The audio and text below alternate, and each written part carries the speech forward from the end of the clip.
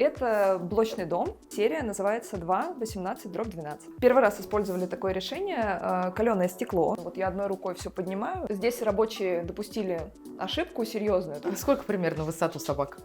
А собака в высоту сантиметров 30, мне кажется, 35. In My Room – это маркетплейс красивой мебели. Привет, In My Room! Добро пожаловать в нашу яркую однушку. Всем привет! Меня зовут Масальцева Екатерина. Я занимаюсь производством корпусной мебели. Это мой ассистент Перси. Сегодня мы с Перси покажем вам нашу флиппинговую квартиру, наш второй проект. Также мы с мужем занимаемся производством корпусной мебели, и сегодня мы посмотрим с вами нашу однушку, которая полностью упакована, и здесь мы вместили на 35 квадратных метрах спальное место, зону гостиной, очень просторную кухню, полноценный санузел и даже гардеробную. Расскажи, где мы находимся, что это за район и что за дом? Мы находимся на станции метро Кленовый бульвар, это Москва. Дом расположен в 4 минутах ходьбы от метро. Буквально в 5-7 минутах отсюда находится парк Коломенское. Очень привлекательная локация для флиппинга. Рядом с домом расположена школа, на которую у нас открывается прекрасный вид из окон. Это блочный дом 1972 года постройки. И серия называется 2-18/12. А расскажи, что здесь было до, когда вы приобрели эту квартиру? Здесь была разруха. Здесь были даже трупы тараканов, были нами обнаружены, но живых не было. То есть мы прям провели проверку, мы пригласили человека, который занимается специальной санитарной обработкой. Старый паркет, который невозможно было сохранить, он весь был скрипучий, часть плашек отлетели уже от пола. Под паркетом мы нашли целую песочницу, здесь было очень много песка. Раньше песком засыпали, чтобы сделать шумоизоляцию. Да, но мы решили не использовать этот материал в качестве шумоизоляции, заменить его на стяжку впоследствии во время ремонта. Кроме того, в очень плохом состоянии был потолок. Он был покрашен масляной краской очень-очень толстым слоем, и мы все это сошлифовывали. То есть здесь у нас в рамках ремонта вышел очень дорогой демонтаж, потому что мало того, что мы сносили часть перегородок, мы еще и сошлифовывали вот эту старую краску со стен. Плюс обои были поклеены там в 3 или 4 слоя. Тоже очень тяжело отходили от стен. А сколько вообще вышел бюджет здесь? Общие затраты на ремонт. Да. На ремонт здесь ушло 1 850 000. Ну, вариант отличный, то есть здесь минусов не было. Здесь и цена была хорошая, здесь все было хорошее. А если не секрет, сколько была цена? Мы купили ее за 9,95. 9 миллионов 950 000, да. А скажи, вы тут делали полноценный ремонт, да, как ты говорила. Вы меняли ли коммуникации, делали ли перепланировку? Конечно, мы здесь снесли все, вообще напрочь. Мы заменили полностью электрику, мы заменили всю сантехнику полностью. Мы даже заморочились и заменили канализационный стояк. Обычно флипперы этого не делают, но когда мы начали сантехнические работы, стояк, он чугунный был старый, соответственно, он просто начал рассыпаться. И да, мы пригласили для этого сантехника из управляющей компании, и было очень смешно, потому что мы с ним договорились изначально на один день, что он придет. Он немножко задержался и уже под вечер собирался прийти. Но, вы понимаете, замена стояка канализационного – это специфическое мероприятие. И он мне звонит и говорит: вы знаете, уже вечер, сейчас просто люди вернутся с работы, и как бы давайте мы, может, с вами завтра с утра, там, все уйдут уже на работу, и мы с вами поменяем тихонечко. Вот, это был забавный момент. Да, мы поменяли здесь даже стояк, и, кроме того, мы поменяли здесь радиаторы. То есть, в целом, это все сегмент эконом. В экономии флипперы часто оставляют старые радиаторы, но у нас выбора не было, потому что здесь 2 радиатора было и осталось, собственно говоря, и оба они, к сожалению, подтекали. То есть там были старые течи, которые были замотаны тканью. Нам пришлось менять, в любом случае, мы не могли так оставить. А скажи, за сколько по времени вы это сделали? Весь ремонт с упаковкой у нас занял 2 месяца. Так быстро? Да. Это еще с такими большими переделками? Да, с такими большими переделками, да. Ну, у нас всегда принцип, что мы торопимся, конечно же, естественно. Более того, даже в рамках этих 2 месяцев строители здесь немножко допустили небольшие, скажем так, косяки, которые я попросила их исправить. Мы еще на это некоторое время потратили, деньги тоже. Расскажешь нам потом про косяки? Конечно, я про косяки расскажу, я все честно, все для всех расскажу. Супер. Давай начнем с кухни, Да. наше любимое помещение. Хочу тебя прежде всего спросить про двери, потому что двери на самом деле достаточно дорогая такая зона затрат. Сколько они стоили, из чего они сделаны? Эти двери облицованы пленкой. Соответственно, ну, самая частая история для флиппинга, но за счет того, что они темного цвета, я думаю, что поэтому они выглядят дороже. Да, потому что, ну, белый уже, если честно, приелся. Почти в каждом флиппинг-проекте есть белые двери. Соответственно, здесь я решила немножко поэкспериментировать. Стоимость этой двери за комплект порядка 8500. Вместе с коробкой? Вместе с коробкой, с доборами, там где-то необходимо, да. Ну, и ручку я покупаю отдельно, потому что, как правило, у поставщиков дверей какие-то очень несимпатичные ручки, и за эти же деньги можно отдельно на маркетплейсах найти более симпатичные модели, поэтому ручки покупаются отдельно. Где-то 700 рублей, 800 за комплект.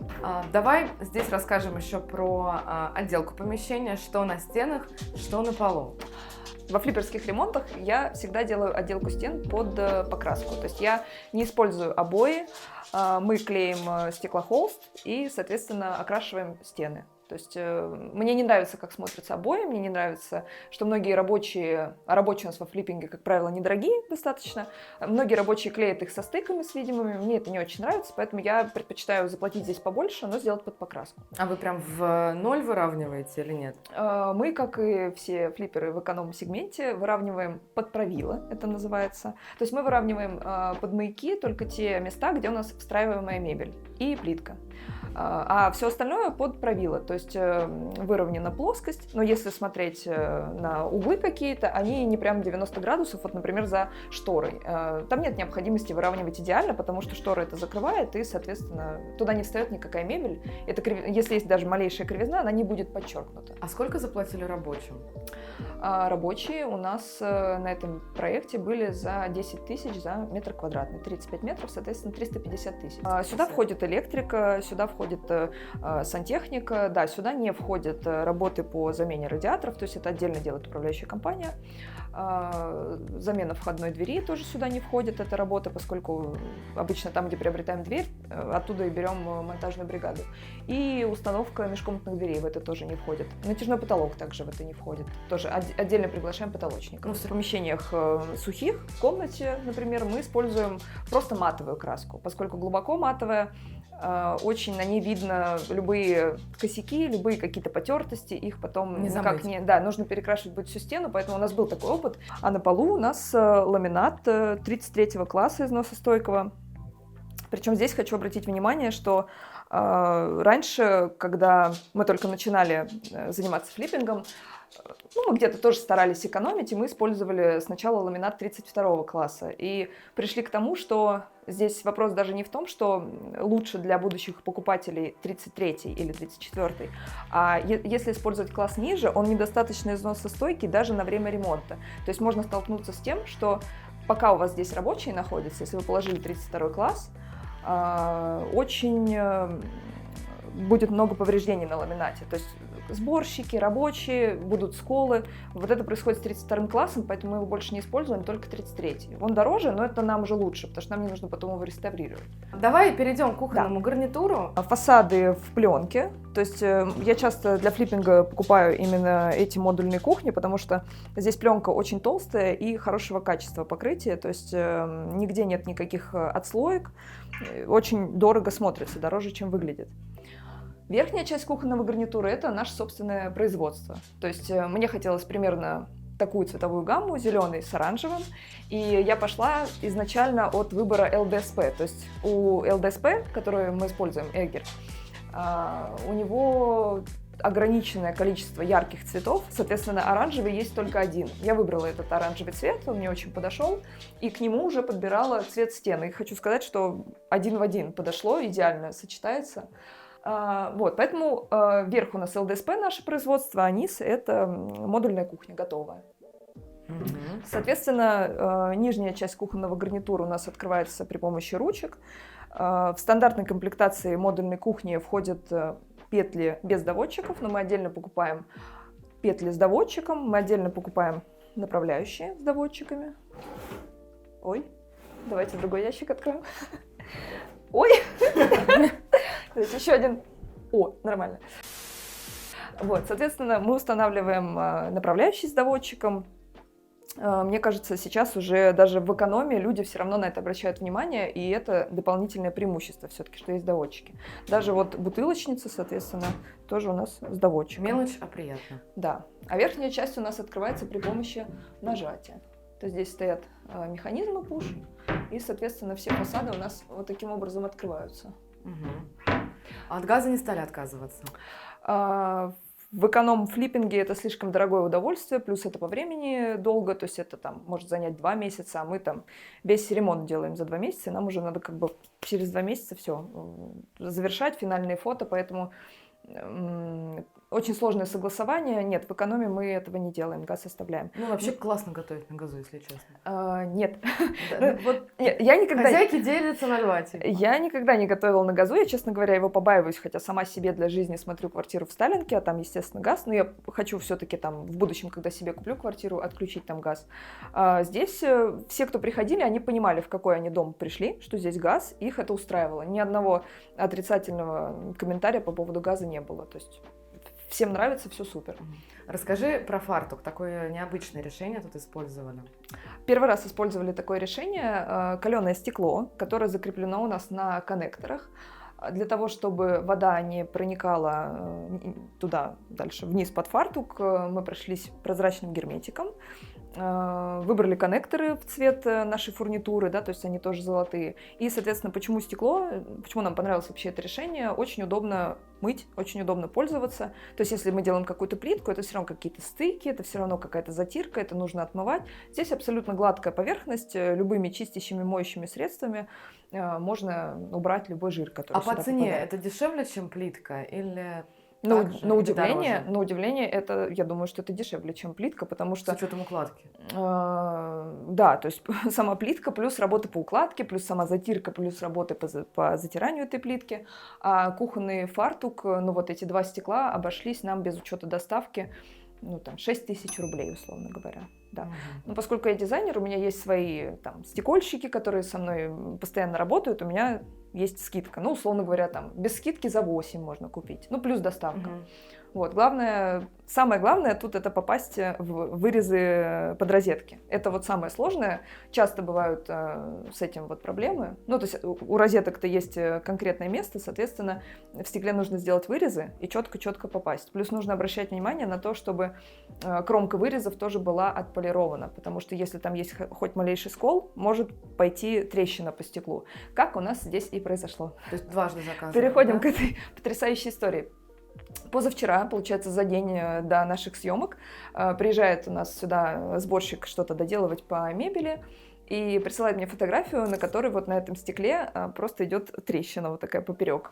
Ну, то есть это случилось из-за 2 как раз моментов, потому что, во-первых, не до конца был отполирован край вот этого выреза под розетки, плюс монтажник, который устанавливал розетки, он чуть-чуть их перетянул, надавил на стекло, стекло лопнуло, соответственно. Несмотря на то, что оно каленое, оно становится как бы крепче благодаря этому, но тем не менее оно тоже имеет свойство там ломаться, трескаться, разбиваться. Мы экстренно вчера в срочном порядке заказали новое стекло, вчера же его забрали, ночью стали менять, то есть все это вот буквально вчера накануне, стали менять стекло, сняли коннекторы, демонтировали старое стекло, а внизу был герметик. А герметик у нас снялся частично с краской на стене. И все это вчера вечером, а сегодня мы снимаем. И мы как бы не можем без стекла. Ну и, соответственно, здесь полночи монтажники, сборщики все это подкрашивали, устраняли, устанавливали заново. Вот. Но мы все успели. Мы заметили, что я бы даже не поняла, что что-то было не так. Вот. Ну, мы очень аккуратненько, да. И классно, что вы попали стыком прямо за газовую трубу. Вот это тоже момент, который нужно будет учитывать при таком решении. Да, на самом деле я стараюсь за этим следить в проектах. То есть я часто, например, использую керамогранит 60 на 1,20 м на фартуке, тоже исходя из соображения, что это удобно мыть, удобно этим пользоваться. И часто я, если у меня не газ, например, а электричество, чтобы стык был расположен красиво, я его располагаю, например, по центру розеточного блока. Ну, то есть получается симметрично, аккуратно, красиво. Ну, такая деталь вроде мелочь, а все равно на общее восприятие это влияет, безусловно. Подписывайтесь на наш уютный телеграм-канал In My Room. Там собраны классные идеи для интерьеров, скидки и акции, которые сейчас есть у нас на маркетплейсе, а также анонсы выходов новых роликов. Ссылочку на него вы найдете в описании к этому ролику. Столешница у нас тут из ЛДСП. Это мой, опять же, горячо любимый Эггер.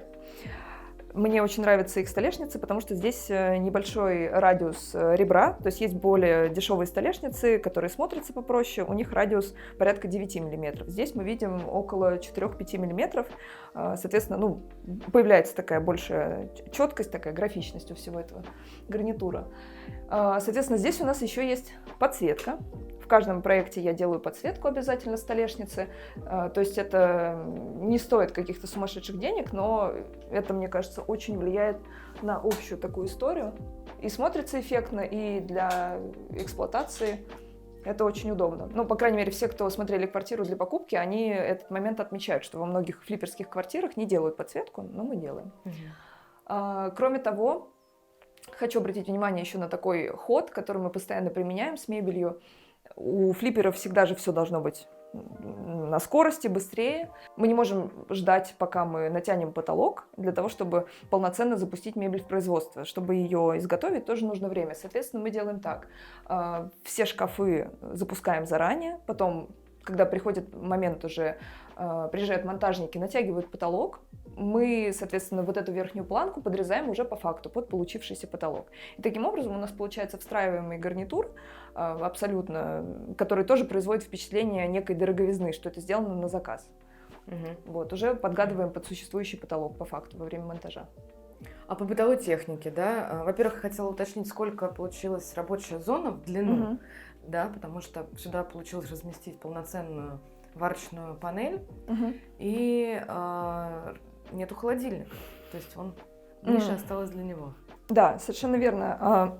Мы, как и любые флипперы, собственно говоря, цель всего этого проекта – это купить квартиру, сделать здесь хороший качественный ремонт, продать ее и на этом что-то заработать, естественно.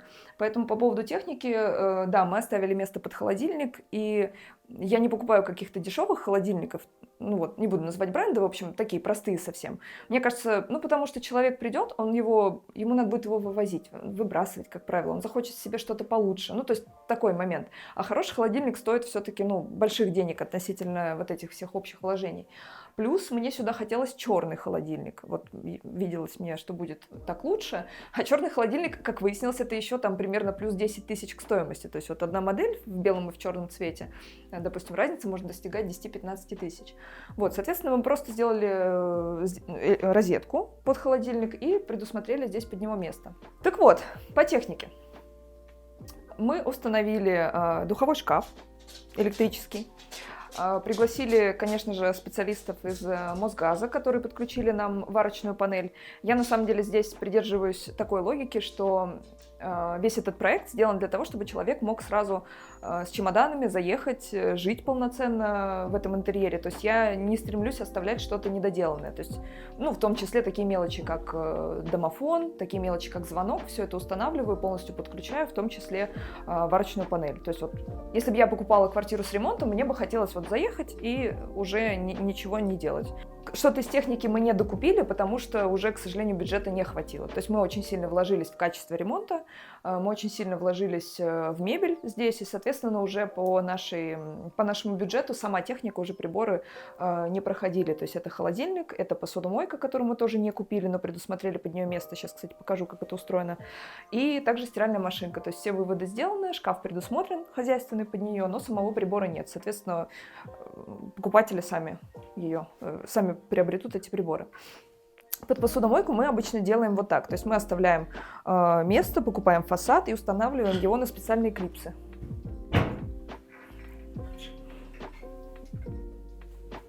Сейчас, секундочку. Вот, устанавливаем фасад этот на специальные клипсы. Соответственно, цоколь также отстегивается очень легко. И будущие покупатели совершенно спокойно, когда захотят, установят сюда посудомоечную машину. Либо могут здесь сделать полочку и что-то хранить. Помимо кухонного гарнитура у нас предусмотрена здесь обеденная зона.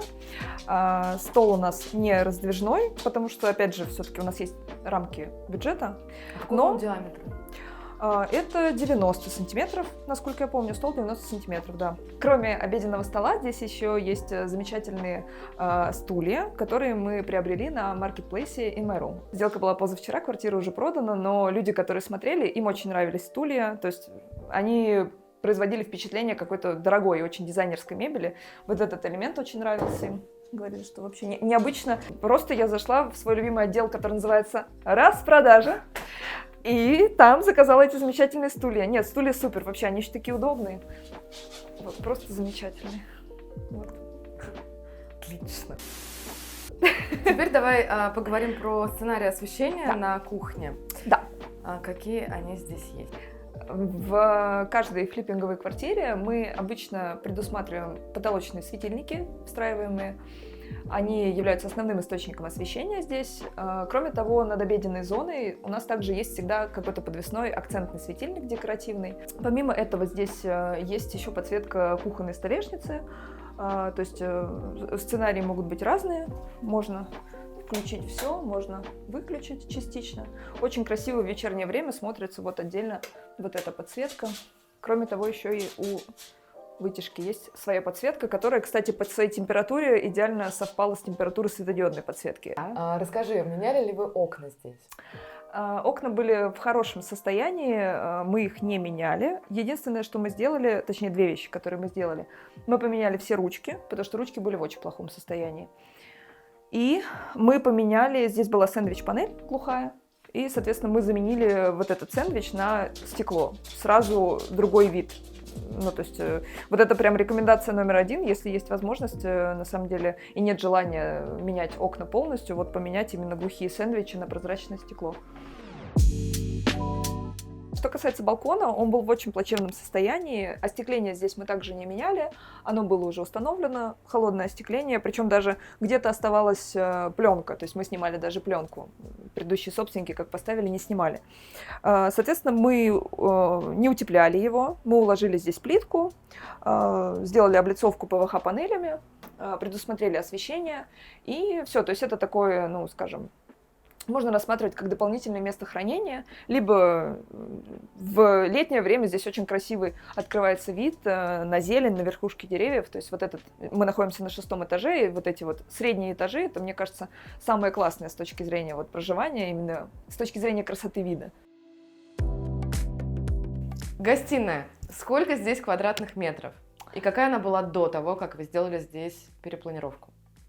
Очень хороший вопрос, потому что ответ на него я не знаю. Нет, сейчас я подумаю. Так. Здесь у нас сейчас 18 квадратных метров после перепланировки, а до перепланировки комната была площадью 20 квадратных метров. Когда мы заходили в квартиру, получается, здесь у нас была дверь, это был проход из прихожей в комнату, и также на месте шкафа здесь рядом тоже был дверной проем в кухню. Соответственно, вот этого дверного проема у нас не было. Но мне показалось, что это очень удобное, классное решение, когда проем будет именно в этом месте, потому что это позволило нам выделить в коридоре дополнительный шкаф для хранения. То есть вы просто заложили тот, а здесь его... Да, мы заложили. Более того, мы предусмотрели нишу под шкаф со стиральной машиной. Мы еще туда пройдем, я все покажу. И здесь сделали дверной проем. Да, поскольку это блочный дом, здесь нет в квартире несущих перегородок, и можно спокойно предусмотреть проем в нужном нам месте. А вы стену саму не перестраивали, просто изменили вход? У нас во флиппинге есть такое правило, если что-то можно не трогать, то мы стараемся это не трогать. То есть вот эта стена, она осталась на своем прежнем месте, границы кухни мы не нарушали, то есть кухня с газом осталась в своих прежних границах, соответственно, да, мы просто предусмотрели дверной проем. Что ты за собака, которая вот это вот, не надо так делать. Вот. Да. А стену, которую для гардеробной вы, соответственно, выстраивали, расскажи, из чего? Да, соответственно, стены, которые мы возводили дополнительно, они у нас из пеноблоков. Более того, я сейчас еще скажу пару слов про прихожую. Здесь у нас, получается, при входе в квартиру совершенно не было никакого места под шкаф, под хранение. И таким образом здесь мы выделили место для шкафа в прихожей, чтобы можно было раздеться, полноценно повесить одежду, оставить какую-то сумку и спрятать ее. И также дополнительно мы выделили гардеробную, возвели тоже дополнительно для этого стену. Площадь гардеробной вышла у нас 2 квадратных метра. Ну давай посмотрим, раз уже про нее столько мы всего рассказали. Кстати, это такая редкость, когда во флиппинг-проекте уже сделанная гардеробная обычно оставляют пустое пространство, чтобы люди сами как-то под себя его делали, да? Мне кажется, это наоборот классно, что уже есть решение с мебелью. Да, поскольку мы сами занимаемся производством корпусной мебели, мы решили полностью укомплектовать и всю квартиру, и гардеробную в том числе. Более того, нашим покупателям мы всегда озвучиваем, что если они хотят как-то переделать гардеробную, за дополнительную стоимость мы можем сделать ее, переделать под их нужды, то есть переустановить полки выше-ниже, дополнить выдвижными ящиками, ну то есть все что угодно, там больше штанг, меньше и так далее. Любые пожелания мы можем осуществить. Что еще можно сказать про эту гардеробную? Здесь у нас есть полки для хранения вещей, есть также у нас корзины выдвижные, то есть это альтернатива выдвижным ящикам. С какой-то точки зрения это более удобно, потому что всегда видно содержимое. Корзины тоже у нас с доводчиком. Сейчас они немножко туго открываются, закрываются, потому что они пустые. Когда здесь будут лежать вещи, они будут открываться, закрываться более плавно. Вот, соответственно, есть отделение для длинной одежды, также для короткой. Ну и, соответственно, много полок, да, то есть и свободные антресоли, куда можно сложить большие какие-то вещи, чемоданы, кофры. И сама гостиная. Здесь самая главная фишка, как я понимаю, вот в этой конструкции, которую вы сделали с мужем, правильно? Да, это основной такой центр притяжения всего этого проекта. Я во флиппинг-проектах не встречала, на самом деле, еще такого решения. То есть у моих друзей в студии была такая конструкция. Очень удобно, то есть легко раскладывается, быстро, пришли гости, вы сложили кровать, у вас есть место, да, чтобы посидеть с друзьями. Тут же очень легко это все трансформируется, соответственно, в кровать обратно. Да, и спальное место, что важно, спальное место уже застелено, то есть здесь нет необходимости тратить время на то, чтобы кровать саму застилать, она всегда готова. А сколько в ширину получается спальное место? Здесь ширина спального места 1,80 м, то есть изначально хотели 1,60 м, но поняли, что тогда диван будет не очень большой, решили сделать 1,80 м побольше. Ну, прям очень большая кровать. Да, полноценная кровать, плюс мы дополнили ее, также все нашего производства, дополнили ее открытым и закрытым хранением. Здесь у нас полки. Опять же, здесь такая же история, как и на кухне с доборами, да, то есть мы для того, чтобы не ждать натяжные потолки, всю конструкцию запустили в производство заранее.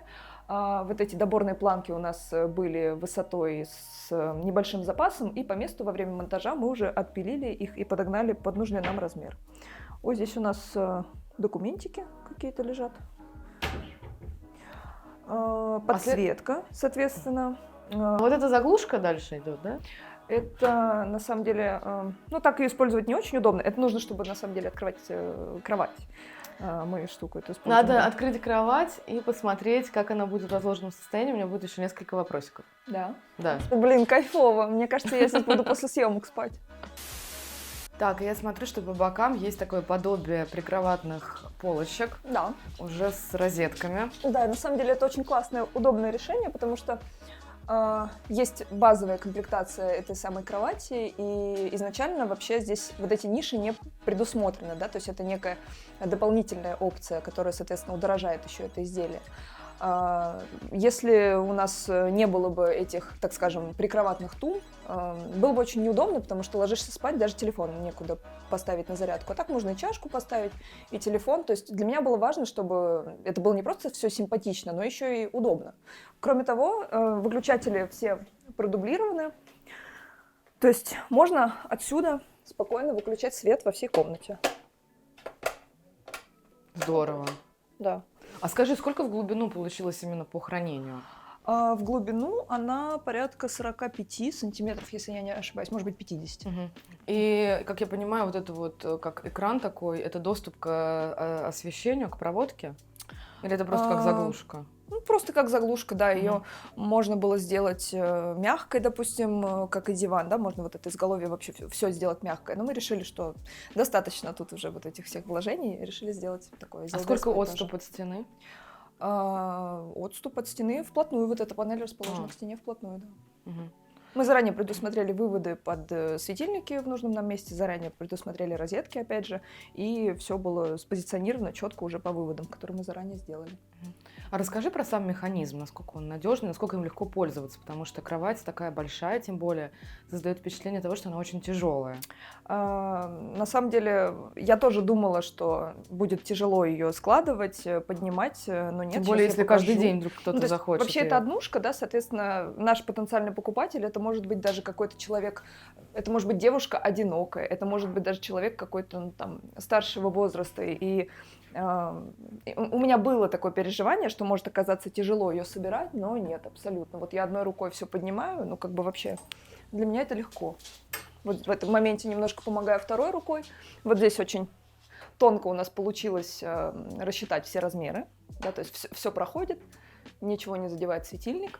Все идеально рассчитано. Идеально рассчитано, да. Ну, поскольку мы занимаемся мебелью, для нас была не проблема заранее все это подгадать. Вот единственный момент, ну, вот здесь мне роста немножко не хватает, чтобы закрыть эту панель. Кто-то повыше так достал бы. Ага. А скажи, она как-то закрепляется, когда кровать туда встает? Потому что... Фиксирует механизмы, но выпасть она не может. Да, вот про выпуск. Нет, не может. Ну, то есть там есть некий доводчик. Все да. надежно. Конечно, конечно. Ну и, соответственно, здесь мы тоже достаем диван обратно. Так вот получается у нас. И кладем обратно наши подушки. При желании, если человек один, можно и на диване переночевать. Да, как угодно. На самом деле у моих друзей была такая конструкция, и они ее держали все время в разложенном состоянии. То есть они, в принципе, как диван ее практически, ну вот только на время прихода гостей, и то сейчас чаще люди встречаются все в кафе, в ресторанах, ну то есть прям вот так вот домой не так часто мы зовем гостей, тем более в однушку. Здесь у нас предусмотрены розетки под установку телевизора. Соответственно, вся вот эта консоль тоже нашего производства, выполнена из того же ЛДСП, что и конструкция с диваном-кроватью. На консоль можно поставить Алису, какие-то приборы, не знаю, PlayStation, Xbox, все что угодно. Для этого специальные выводы мы предусмотрели. Кроме того, всю эту консоль можно использовать как туалетный столик. То есть для этого у нас здесь есть зеркало. Соответственно, любая девушка может сесть и включить вот здесь подсветочку и приводить себя в порядок, делать макияж, сушить волосы. Здесь для этого есть розетки для фена. Более того, мы сделали глубину, ну, не полноценного письменного стола, да, то есть письменный стол у нас обычно как минимум 600 мм. Здесь мы сделали 500, но это достаточно для того, чтобы работать за ноутбуком. То есть также это и рабочее место. Решили здесь сделать такое выделение цветом на стене тоже. Да, мы решили, что ну, как-то разнообразить эту зону, чтобы она гармонировала с межкомнатными дверьми. Выбрали краску, краска точно такого же цвета, как стены гардеробной.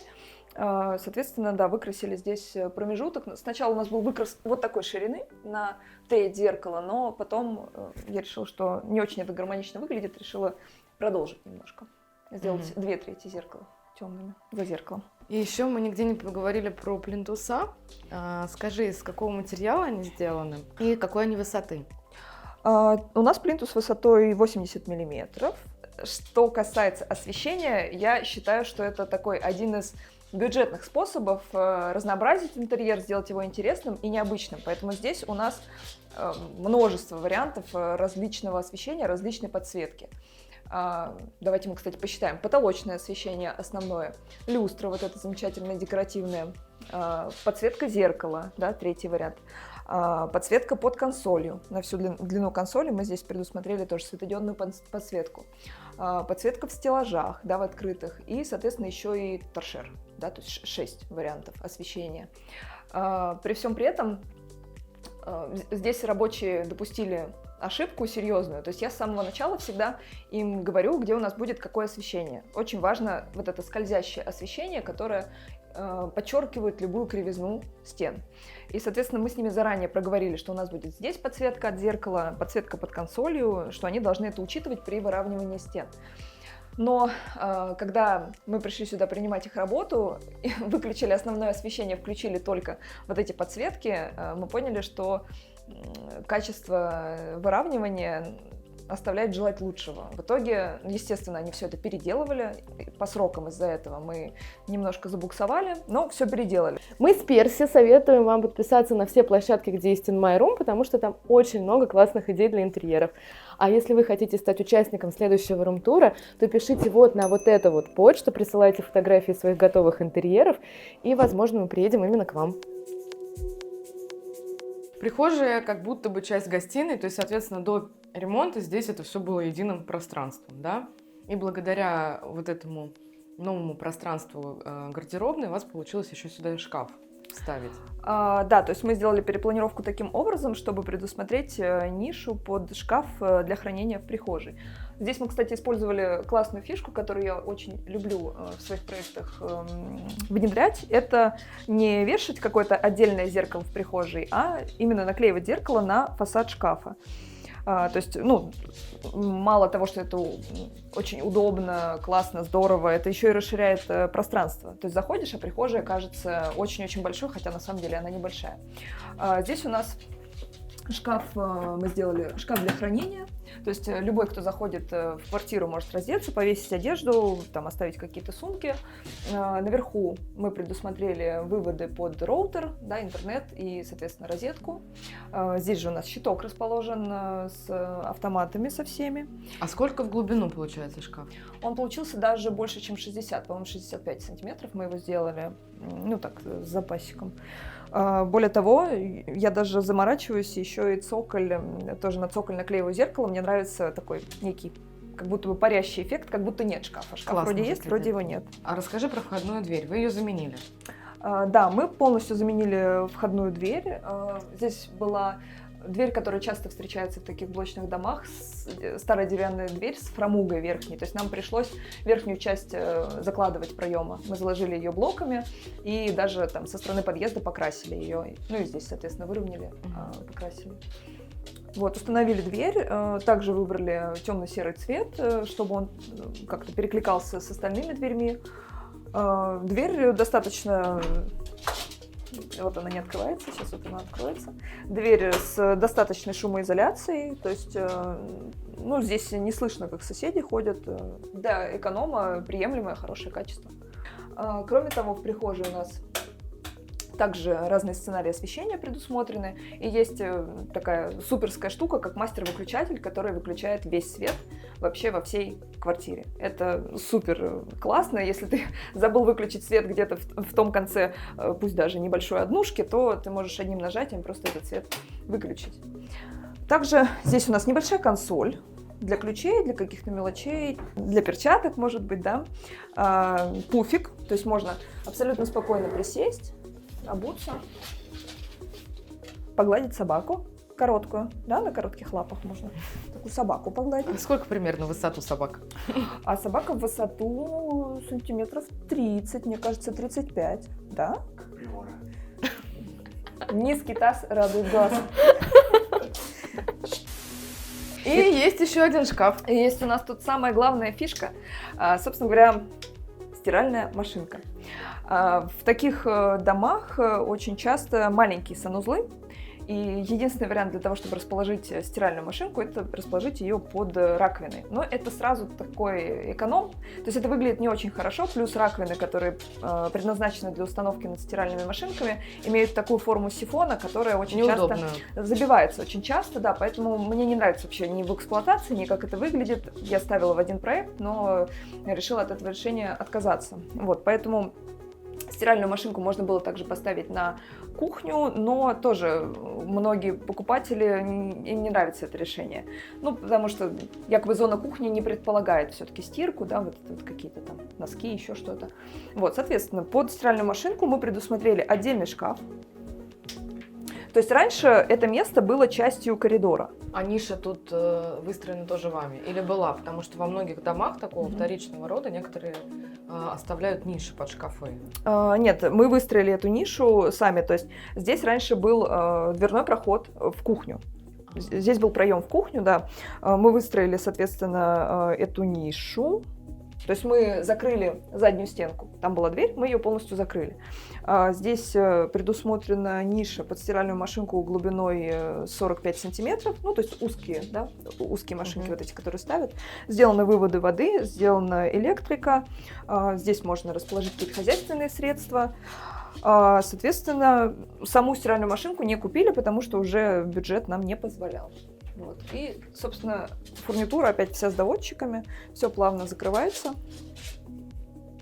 Красота. Очень удобно, классное решение.